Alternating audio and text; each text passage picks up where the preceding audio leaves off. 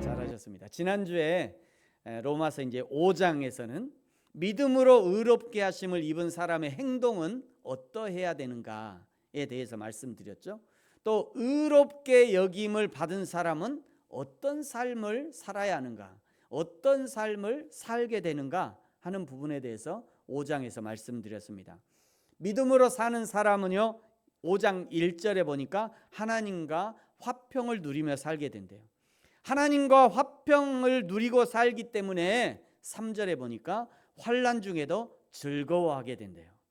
왜냐하면 환난 중에 인내하게 되기 때문입니다. 그 환난을 통해서 인내를 배우기 때문이에요. 환난 중에 인내하게 돼요. 그러면서 인내가 무엇인지를 배우게 된다는 거예요.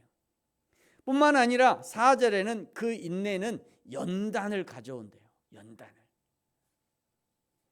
이제 여기 군대 가야 될 남자들 있잖아요. 도진이 말이야. 곧 군대 가야 돼. 여러분 군대가 좋은 것 중에 하나는 뭔 줄 아세요? 연단을요 시게 받아요. 연단을. 근데 그걸 포기할 수가 없어. 어제 했던 거 또 하고 3년도 아니더라 요즘에는 1년 6개월 내내 그 훈련을 해요. 내내. 그래서 한국 남자들이 군대 갔다 오면 성장하는 이유가 뭔지 아세요? 저 연단 때문인 거예요. 연단 때문에. 한국 남자들은요 군대만 갔다 오면 자동으로 성장이 돼요. 물론 이제 갔다 오면 뭐 한 달 만에 다시 원위치 되긴 하는데 그럼에도 불구하고 그런 경험이 있다는 게 굉장히 중요해요. 그래서 인내는 연단을 가져온다. 그리고 그 연단의 끝에 우리의 구원, 즉 소망을 만나게 된다. 이 소망을 어떻게 얻게 되느냐? 5절에서는요. 성령으로 말미암아 소망을 얻게 된다. 그리고 하나님이 주신 사랑의 힘으로 소망을 붙들 수 있다 말씀하셨습니다. 그리고 그 소망의 날에 17절 이하에 보면요 반복적으로 그 예수님이 오시는 날에 우리는 왕노릇하게 될 것이다 말씀하셨어요. 하루하루 살기도 버거운데 언제 예수님이 재림하셔서 왕노릇하게 되는 그 영광의 날을 언제나 누릴까 생각할 수도 있겠습니다만, 그러나 하나님의 시간은요 하루가 천년 같고 천년이 하루 같다라고 말씀하신 것을 기억해라. 그냥 그렇다라고 얘기한 게 아니라 하나님의 시간은 하루가 천년 같고 천년이 하루 같은 것을 너희들이 기억해야 돼. 이렇게 얘기하셨어요. 베드로후서 3장 8절이에요. 여러분 같이 한번 읽어볼까요? 시작. 사랑하는 자들아, 주께는 하루가 천년 같고 천년이 하루 같다는 이 한 가지를 잊지 말아라. 반드시 기억해라. 너희들 이거 잊으면 안 돼. 이 얘기하는 거잖아요. 이 말씀을 하는 것은 믿는 우리에게 절망을 안겨주려는 것이 아니라 전능하신 하나님 앞에서 신뢰와 인내, 겸손의 자세를 가지라고 촉구하고 있는 겁니다. 하나님의 행동이나 개입이 지연되는 것처럼 보이는 것은요 실제로 그분의 완벽한 계획이 그분의 완벽한 시간에 진행되고 있다고 하는 반증이기도 한 것이에요. 정말로 그렇기 때문에, 정말로 왕노릇할 그날이 다가오기 때문에 참 믿음의 성도들이 이 세상을 살아가면서 믿음으로 인내할 수 있는 것이고요, 세상에서 다가오는 환난을 오히려 자신의 신앙을 연단하는 도구로 활용할 수 있는 것이고요, 그러므로 더욱 소망의 삶을 살아갈 수 있는 것이죠. 이제 오늘 6장에서는요 예수 그리스도 안에서 왕노릇하게 된 그리스도인들이 이 세상에서 어떻게 살아가야 하는가를 말씀합니다. 6장 1절을 보십시오. 그런즉 이렇게 시작하고 있잖아요. 여기 그런즉이라고 하는 것은 5장 12절 이하의 내용을 이제 쭉 요약하는 거예요. 5장 17절에 보니까 이런 말씀이 있잖아요. 한 분 예수 그리스도를 통하여 생명 안에서 왕노릇하게 될 것이다. 우리는 생명 안에서 왕노릇하게 될 것이다. 제가 이 부분을 읽을 때마다 이 노릇이라고 하는 이게 어감이 영 안 좋아요. 노릇 왠지 막 이게 씹어 보는 것 같잖아요. 노릇하고 있다 이래 하니까 어감이 별로 안 좋긴 한데, 이 왕노릇 한다는 이 단어는요, 헬라어로 바실레오라는 뜻이에요. 바실레오라는 뜻이 어떤 의미냐면 통치하다, 다스리다, 이런 의미를 갖고 있어요. 하나님의 왕권을 가지고 예수님과 함께 천년 왕국에서 통치권을 행사한다는 거예요. 예수님이 다시 오시는 그날은요, 영광스러운 날이 될 것입니다. 그날의 기쁨은 하나님만의 기쁨이 아니라 그날까지 인내하고 연단하고 소망의 삶을 살아가던 모든 믿는 자들의 것이 된다는 거예요. 그 하나님의 날, 왕노릇할 날이 다가오고 있는 것이 너무도 확실하기 때문에 오늘을 왕처럼, 왕의 자녀답게 살아갈 수 있는 거죠. 그날이 너무나 확신하기 때문에, 그날이 다가오고 있기 때문에 우리가 오늘을 살면서 왕처럼 살 수 있는 거예요. 왕의 자녀처럼 살 수 있는 거죠. 그 하나님의 날이 너무도 확실하기 때문에 내가 조금 손해보는 거에 대해서 민감하지 않을 수 있어요. 그날이 다가오고 있기 때문에, 그날이 다가오는 것이 너무도 확실하기 때문에 오늘 조금 고난을 당하는 것에 민감하지 않을 수 있습니다. 오늘 조금 누리지 못하는 것에 대해서 억울하지 않을 수 있어요.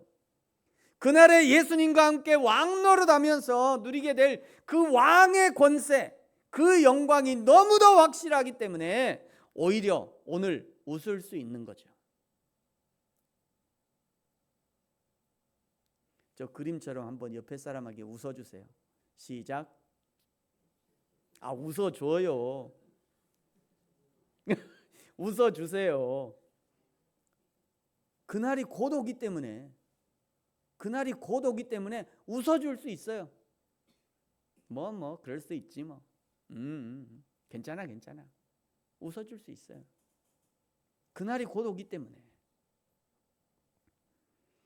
여러분 이제 다시 1절을 보시면요, 그런즉 우리가 무슨 말을 하리요? 은혜를 더하게 하려고 죄에 거하겠느냐? 2절이 대답하죠. 그럴 수 없느니라.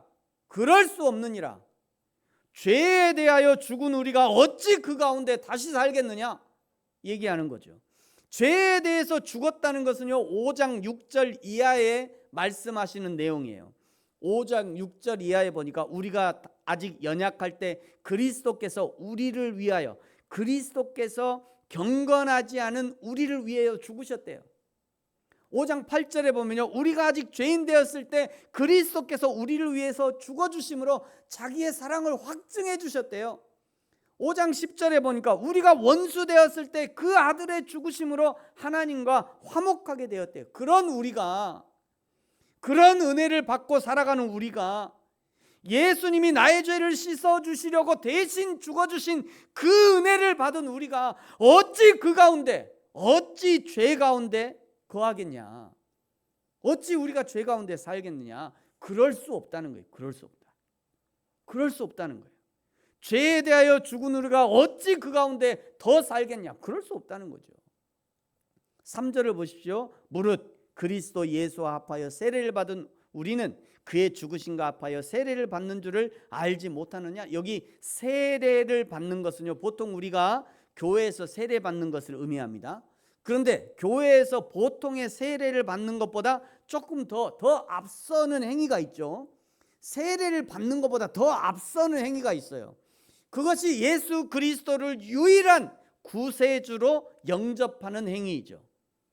그러니까 어떤 사람이 예수 그리스도를 자신의 구세주, 구원자와 주인으로 인정하고 모셔드리는 그 행위는 예수 그리스도가 나의 죄를 해결하기 위해서 나의 죄를 대신 지시고 십자가에 못 박혀 죽어주신 그것을 인정하고 그 다음에 세례가 따라오는 거예요. 교회에서 세례를 받았다는 것, 그것이 유아 세례든 논산 훈련소에서 아주 집단으로 받는 그런 세례든, 아니면 물속에 푹 잠겼다 나온 침례교회 세례든, 아니면 우리 장로교회에서 하는 이렇게 물방울 세례든, 그거하고 상관없이 세례의 겉모양은 다를 수 있지만 그러나 그 내용은 동일하다는 거예요. 예수 그리스도의 죽으심을 인정하는 것, 예수 그리스도의 구속사역 전반을 내가 인정한다는 것이에요. 그리고 4절에요, 이 세례의 의미와 목적을 이렇게 말씀해요. 여러분이 4절 같이 한번 읽을까요? 시작. 그러므로 우리가 그의 죽으심과 합하여 세례를 받음으로 그와 함께 장사되었나니 이는 아버지의 영광으로 말미암아 그리스도를 죽은 자 가운데서 살리심과 같이 우리로 또한 새 생명 가운데서 행하게 하려 함이라. 아멘. 세례라고 하는 의식을 통해 물에 잠기면서 주와 함께 죽는 거예요. 물에 잠기면서 주와 함께 죽는 거예요. 그 물에 잠기는 게 내가 죽었다 이런 의미예요. 세례를, 그 다음에 세례를 받으면서 세례는 물에서 나오면서 내가 주와 함께 살리심을 입었다 이런 의미로 물에 잠겼다 나오는 거예요. 우리 장로교도 똑같습니다. 똑같은 의미가 포함되어 있어요. 세례에는 예수님과 함께 죽고 예수님과 함께 살리신 이유가 뭐냐면 새 생명 가운데 행하게 하려 함이라. 죽은 사람과 산 사람의 가장 큰 차이점, 죽은 사람과 산 사람의 가장 큰 차이점은 뭐냐면요, 죽은 사람은 가만히 누워있지만 산 사람은요 부지런히 돌아다녀요. 가만히 안 있어. 아주 건강하면 건강할수록 맨날 돌아다니죠. 건강한 아이들은요 빨빨거리고 돌아다닙니다. 건강한 어른들은 돌아다녀요. 근데 어느 날 돌아다니기를 멈추면 위험한 거예요. 그때부터 돌아다니기를 멈췄다. 그때부터 아주 잘 살피셔야 돼. 그때부터. 5절을 보세요. 만일 우리가 그의 죽으심과 같은 모양으로 연합한 자가 되었으면 또한 그의 부활과 같은 모양으로 연합한 자도 되리라. 이것이 가장 큰 특징인데요. 이제 우리는 그리스도와 함께 연합한 자가 되었대요. 예수님의 죽으심과 연합되었다는 것은 함께 죽었다는 것이죠. 그리고 예수님의 부활과 연합되었다는 것은 함께 부활했다는 거예요. 왜 이렇게 연합해서 죽고 연합해서 부활하는 은혜를 주셨냐면 그것을 6절, 7절, 8절, 9절에서 아주 반복적으로 설명합니다. 6절을 보세요. 우리가 알거니와 우리의 옛사람이 예수와 함께 십자가에 못 박힌 것은 죄의 몸이 죽어 다시는 우리가 죄에게 종노릇하지 아니하려 함이다. 7절.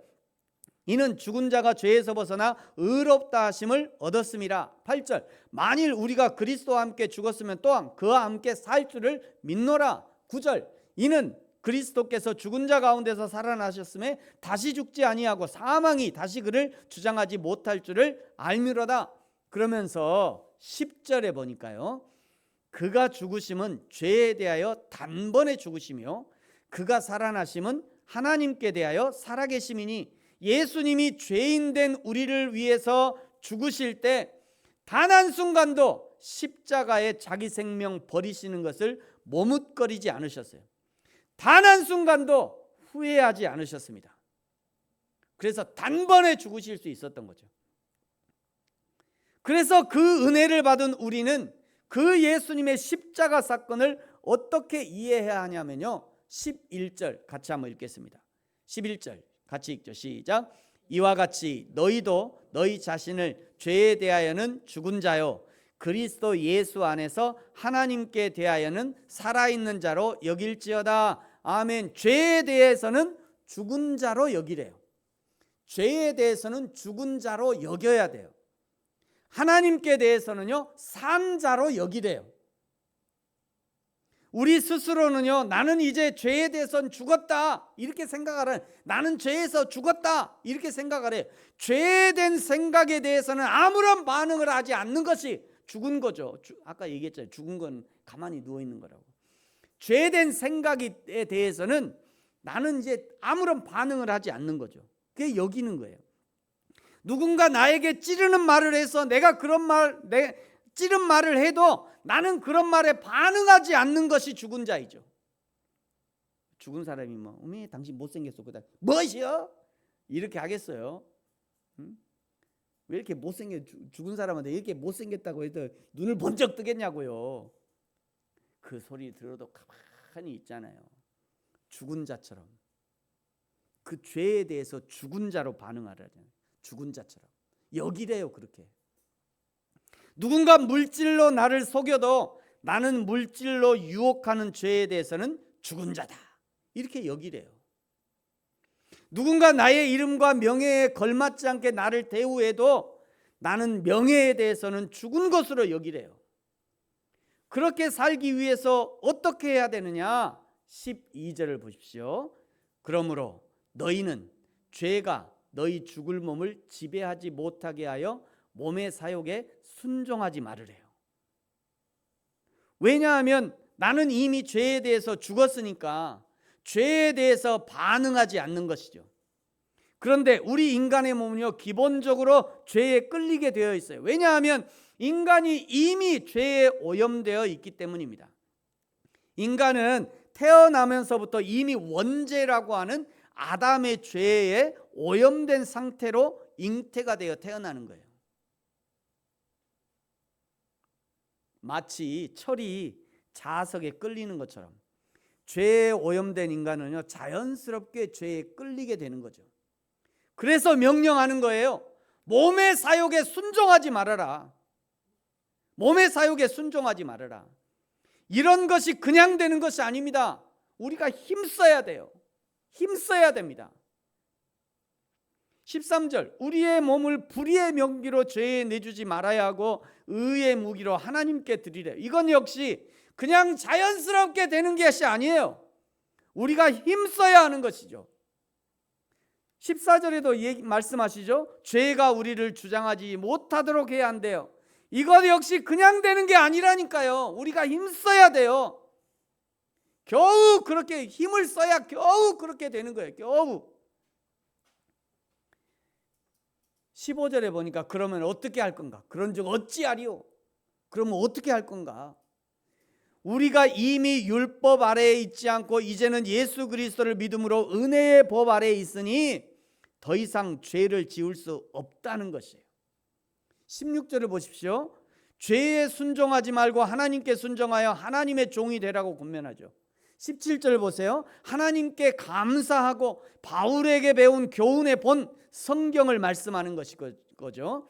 그 배운 것을 마음으로 순종하래요. 18절 죄로부터 해방되어 의의 종이 되라고 얘기하십니다. 19절에 다시 말씀하죠. 의에게 종으로 내주어 거룩함에 이르래요. 20절을 보세요. 너희가 죄의 종이 되었을 때에는 의에 대하여 자유로웠느니라. 저는 굉장히 어렵더라고요. 이 말이 처음에. 너희가 죄의 종이 되었을 때에는 의에 대하여 자유로웠대요. 이게 무슨 말씀이냐면요. 죄의 종이 되고 죄의 소욕대로 사는 사람은 하나님이 말씀하시는 의, 율법적인 규율, 규정, 하나님이 금지하신 것 그런 거 아무런 상관없이 산다. 자유롭게. 하나님이 말씀하시는 거하고는 자유롭게 그거하고는 아무런 상관없이 그냥 자유롭게 산대. 자유로웠대요. 그냥 자유롭게 산다는 거예요. 안 믿는 사람이 술을 먹는다고 누가 뭐라 하나요? 안 믿는 사람이 음주 가물을 해도 누가 뭐라 합니까? 안 믿는 사람이 자기 욕심대로 살아도 아무도 그것을 뭐라 하지 않습니다. 그것은 그냥 안 믿는 사람의 자유에 속한 영역이잖아요. 아무도 뭐라 안 해요 그거를. 왜? 하나님하고 상관없이 사는 사람이니까. 놀고 싶을 때 놀고, 욕이 튀어나오면 욕하고, 짜증나면 짜증 부리고, 짜증나면 짜증 마음껏 짜증 부리고, 뭐 회사 가기 싫으면 그냥 엄마 전화해봐. 어머 우리 아들이 회사 가기 싫대요. 그렇게 가기 싫으면 안 가고, 뭐 방탕하고 싶을 때 마음껏 방탕하고, 뭐 때려 부시고 싶으면 때려 부시고, 그야말로 자기가 살고 싶은 대로 막 사는 거죠. 근데 자유로운 거예요 안 믿는 사람은. 근데 말이죠 여러분, 근데 말이죠 그 자유의 끝이 무엇이냐면 21절의 말씀이에요. 여러분 21절 같이 한번 읽을까요? 시작. 너희가 그때 무슨 열매를 얻었느냐? 이제는 너희가 그 일을 부끄러워하나니 이는 그 마지막이 사망임이라. 아멘. 목사가 너무 좀 급진적인 표현을 하는 거에 대해서 죄송하게 생각합니다. 여러분 용서하는 마음으로 들어주십시오. 여러분 죽고 싶으면 팡팡 놓으십시오. 죽고 싶으면 입에서 나오는 대로 막 욕하며 사세요. 죽고 싶으면 마음에 짜증 내는 대로 막 짜증 다 부리면서 사세요. 죽고 싶으면 육신이 끌리는 대로 졸리면 자고 눈 떠지면 일어나고 짜증나면 내 주위에 있는 거 막 다 때려 부시고 스트레스 해소하며 사세요. 여러분 죽고 싶으면 자기 몸 함부로 굴리고 아무거나 먹고 아무거나 마시고 그러면 그 끝이 뭐라고 하셔요? 그 끝이 뭐래요? 사망이라잖아요. 사망.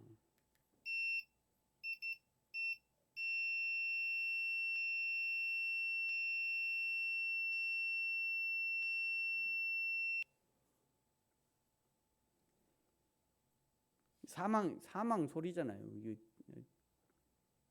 그 끝은 사망이에요. 하고 싶은 대로 하고 살면. 그런데 하나님이 말이죠. 하나님의 자녀된 성도들 그냥 그렇게 죽게 할 수 없는 것이죠. 그렇게 살면 그렇게 죽으니까 그렇게 살지 말으라고 성령을 보내주시고 하나님의 사랑을 부어주셔서 더 이상 죄인으로 살지 말고 이제 하나님의 자녀로 살으라고 우리에게 기회를 주시는 거예요. 여러분 우리 부르심교회에서는 줄기차게 제가 말씀드리는 그런 부분입니다만 오늘이라고 하는 이 날은 다른 말로 하면 기회라는 말이에요. 오늘은 기회의 날이에요. 어떤 기회인가? 하나님의 영광을 위해 일할 기회의 날이죠. 사랑하지 못했던 사람을 사랑할 기회의 날인 거예요. 섬기지 못했던 일들을 돌이켜서 섬김을 실천할 기회의 날인 거죠. 성실하지 못했던 것을 회개하고 성실한 삶을 시작할 기회의 날이 되는 거예요. 입을 열어 복음을 전하지 못했던 것을 회개하고 입을 열어 예수님의 복음을 전할 기회의 날이 되는 거예요. 선교하지 못했던 지난 날들을 돌이켜서 문화와 언어가 다른 나라에 예수 그리스도의 복음을 전할 기회의 날인 것입니다. 하나님을 알지 못했던 자가 하나님을 더 많이 더 깊게 알아갈 수 있는 기회의 날인 거예요. 오늘이라고 하는 이 기회야말로 더 이상 죄의 종으로 살지 말고 하나님의 나라와 영광을 위해 일하는 하나님의 종으로 살 기회를 주시는 것이죠. 22절을 보십시오. 그러나 이제는 너희가 죄로부터 해방되고 하나님께 종이 되어 거룩함에 이르는 열매를 맺었으니 그 마지막은 영생이래요. 그래서 어떻게 살아야 되느냐? 23절 같이 한번 읽겠습니다. 시작. 죄의 삭은 사망이요 하나님의 은사는 그리스도 예수 우리 주 안에 있는 영생이니라. 아멘. 죄의 종으로 살면 그 마지막 열매는 사망인데 반대로 하나님의 종이 되어 하나님께 영광을 돌리며 하나님의 나라를 위해 살면 그 마지막은 영생이래요. 그런데 이런 부분도 여러분 반드시 기억하십시오. 그리스도와 연합되어 그리스도와 함께 산다는 것이 나의 모든 생각과 욕구와 욕망 이런 것이 다 사라지고 나는 그저 로봇처럼 띠디띠띠띠 하나님 했습니다. 완료했습니다. 하나님 교회 갔다 왔습니다. 할렐루야 아멘. 하나님 영광 받으세요. 그렇게 사는 것을 얘기하는 게 아니에요. 우리가 그리스도와 연합됐다는 것은 내가 마치 로봇처럼 자동으로 하나님의 영광을 돌리는 그런 삶이 되는 게 아니에요. 여전히 나는 나의 이성을 가지고 있죠. 나의 욕망을 가지고 있습니다. 나의 주체적인 자아를 가지고 있는 거예요. 그러므로 나는 끊임없이 나 스스로가 그리스도와 연합하도록 계속해서 그리스도께 나를 드리도록 노력해야 되는 거예요. 그것을 우리는 뭐라고 얘기하냐면 성화라고 얘기해요. 성화. 여러분, 성화는 한 번에 되는 것이 아닙니다. 그리스도를 믿는 순간부터 시작해서 하나님의 나라에 이르기까지 계속해서 성화의 삶을 살아가야 되는 거예요. 수많은 인내의 삶과 연단되는 과정과 그럼에도 불구하고 끝까지 소망을 잃지 않는 그 끝에서 구원의 소망을 이루게 되는 거죠. 그것이 그리스도인의 삶이에요. 왜 하나님은 이 성화의 과정을 우리 힘으로 이 성화의 여정을 내 힘으로 걷게 하시냐? 왜 우리를 하나님이 차라리 로봇처럼 만들어서 그냥 띠띠띠 하나님 영광 할렐루야 아멘 이렇게 그냥 로봇처럼 우리를 만들지, 왜 우리의 지성, 감성, 이성을 다 그냥 그대로 허락하시고 왜 우리가 이 성화의 길을 걷게 하셨냐? 이게 이제 중요하죠. 왜 하나님은 우리에게 이 성화의 길을 걸으라고 하시냐? 이유는 너무 간단합니다, 여러분. 이유는 너무 간단해요. 하나님이 상 주시려고 그러는 거예요. 하나님이 칭찬해 주시려고 그러는 거죠. 예를 들면 로봇가 잘 움직이면 그거 로봇가 움직인 거예요? 로봇 만든 사람이 잘 만든 거예요? 모르시는군요. 로봇가 막 잘 움직이는 로봇가 있어. 그러면 그 로봇가 움직이는 거는 로봇가 지가 잘 움직인 거예요? 로봇 만든 사람이 정교하게 만든 거예요? 로봇 만든 사람이 정교하게 만든 거죠. 그거는 로봇은 전원 빼면 끝이잖아요. 근데 우리는 그런 로봇하고 다르다니까요. 하나님이 왜 우리를 그런 로봇하고 다르게 만들었냐? 우리한테 상 주시려고. 내가 하나님 앞에 어떤 믿음으로 어떤 행위를 했어. 그러면 우리 하나님이 나중에 저거 봐야 저거. 세상에 제가 저렇게 했다니까. 내가 한 게 아니라 제가 저렇게 했어요. 저 상 줘야지. 하나님이 그렇게 우리의 상 주시려고 그런다는, 상 주시려고. 그 상, 하나님이 주실 최종 그 구원, 우리의 소망, 하나님의 상 받으려고 오늘 인내하는 거예요. 오늘 연단하는 거죠. 오늘 소망으로 살아가는 거예요.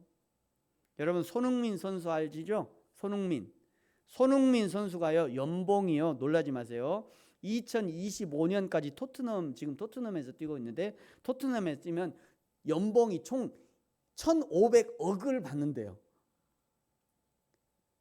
1,500원만 주세요. 1,500원도 아니고 1,500억을 받는데, 1,500억. 2025년까지 토트넘에 있으면 주급이요, 얼마? 주급 한 주에 받는 게 뭐냐면, 한 주에 3억 4천을 받아요. 한 주에. 여러분 일주일에 얼마 보셨어요? 일주일에 손흥민은 3억 4천을 본다니까요. 근데 제가 오늘 아침에 손흥민 스케줄이 어떻게 되냐면, 한 주에 공을 안 찰 때도 있어요. 축구를 안 할 때도 있어요. 한 주에 축구 안 할 때, 축구도 안 하고 그냥 팡팡 놀면서 3억 4천을 버는 거예요, 손흥민이. 그런데 여러분이 손흥민 되게 한 결정적인 원인이 있어요. 그래서 우리 손흥민의 아버지 손흥정, 그 아버지가 이렇게 알려줍니다. 손흥민이 손흥민 된 원인, 잘 들어보세요.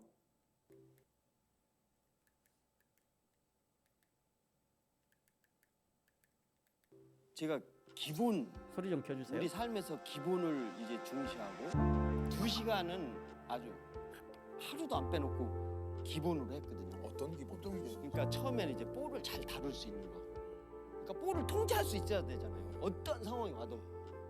네. 그러니까 발 안쪽, 바깥쪽, 발등, 무릎, 가슴, 헤딩. 그다음에 이제 키 2배 이상 올려놓고 딱 떨어지는 볼 가슴 이상 안 트게 컨트롤해서 다시 하나 둘 셋. 저 어릴 때 보는 거 같네요. 이걸 제가 하던 프로그램이에요. 제가 1기.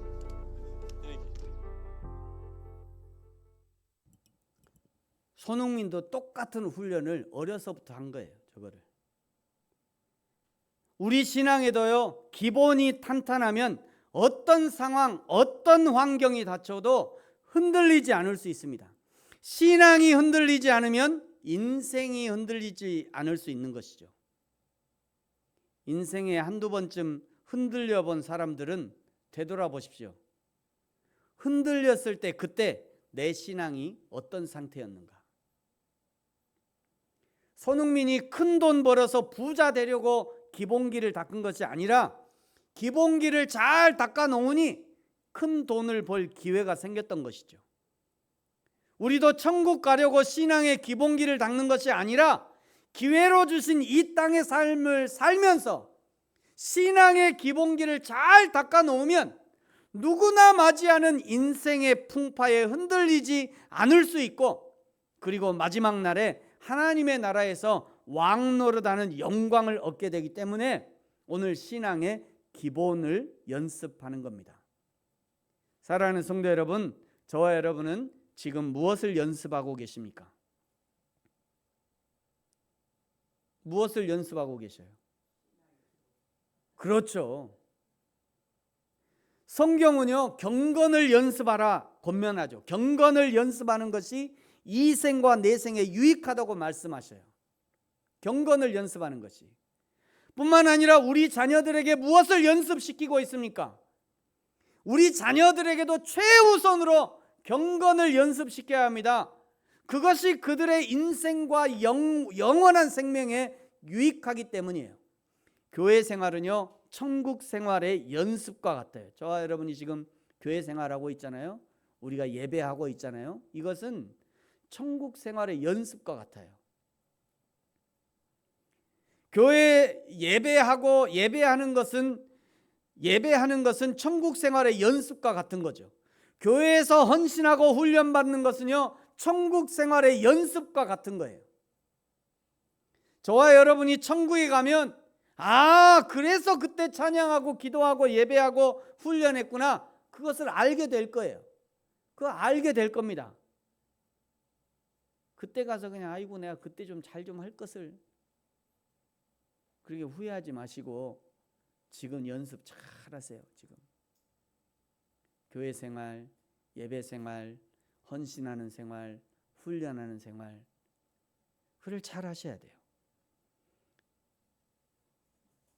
오늘 기회로 주신 인생의 날에 최선으로 하나님의 날을 준비하고 예비하는, 그리하여 그리스도 예수와 함께 영생의 영광을 누리는 저와 여러분이 되어지기를 예수님의 이름으로 축복합니다. 기도하겠습니다. 같이 한번 기도하죠.